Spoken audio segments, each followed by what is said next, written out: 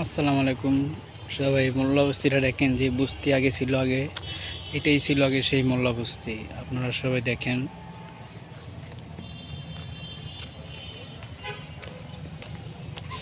এটা ছিল আগে মোল্লা বস্তি।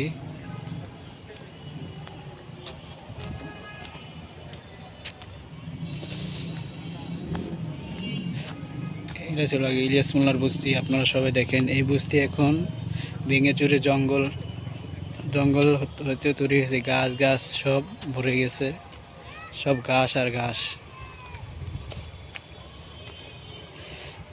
বস্তি ভাঙছে তার চিহ্ন।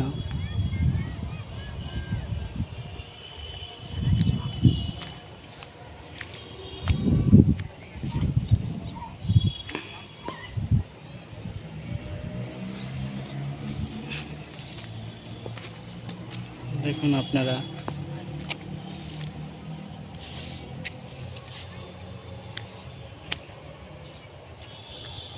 বস্তি ভেঙে পুরা কচু গাছের অভাব নেই। আপনারা কেউ পারলে এসে কচু গাছ বা কচু শাক নিয়ে যেতে পারেন, গরুর ঘাস কেটে নিয়ে যেতে পারেন।